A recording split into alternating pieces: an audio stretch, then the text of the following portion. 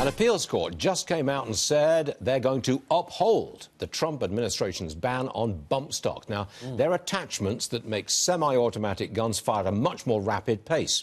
So now, one bump stock maker had to destroy, I think, 72,000 pieces, which they had in their inventory, and they are also suing the government.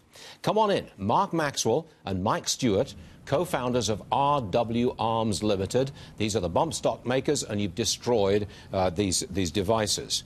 Okay, on Mark Maxwell, gentleman in the hat, I do declare. Mark, yes, sir.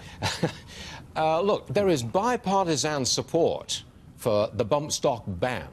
Why do you suppose it? Why do we support it? No. Why do you want to keep on making these things and selling them?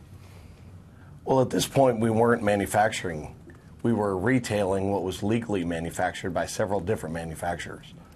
Okay, but well, the ban wants to get them out of society, and so they've forced you to destroy them. I mean, it's not a question of who makes them, it's a question of getting rid of them. I mean, do you oppose getting rid of them? The ban hasn't gotten rid of all of them. The estimates on the street is actually grossly understated. The actual numbers are probably closer to 1 million, if not 1.2 million.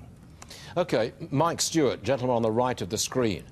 Mike, these devices make for maximum killing power in a rifle which is otherwise designed for hunting. That's as far as I understand it.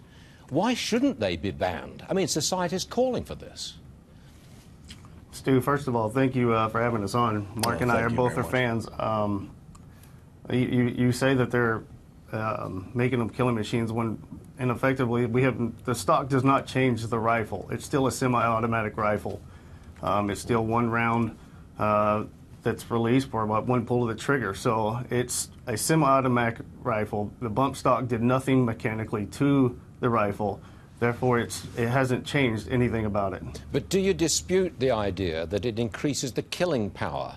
I believe the bump stock device was used in the Las Vegas shootings. They were there. I don't know if they were used, but I disagree because you can do the same thing with a rifle without a bump stock.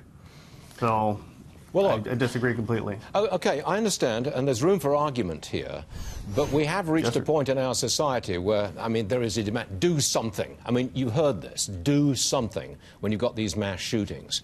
And one of the things that the administration has done is to ban these bump stocks in light of, because they were used in Vegas. Mark, in light of that, you do understand this ban. You may not support it, but you can understand it, can't you?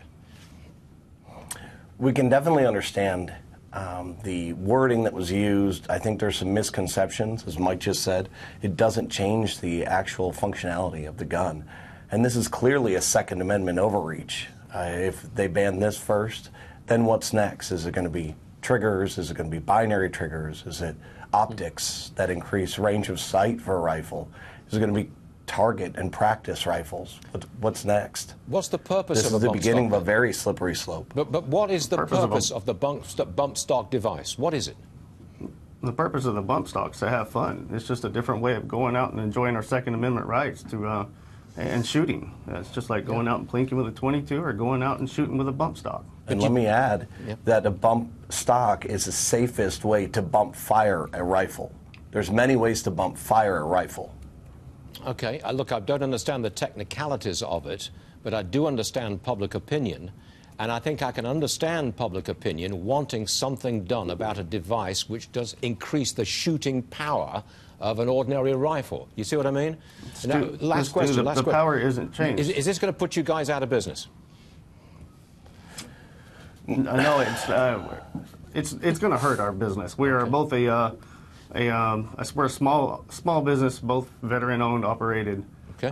We did about 40% in sales of bump stock, so we're going to continue, though, to bring out leading and innovating products to the gun industry. Okay, Mark and Mike, RW Arms, I think it's a good debate and a good debate to have, and we thank you for appearing on the program today. Thank you, gentlemen. Thank you very much for having us on here. Sure thing, sir.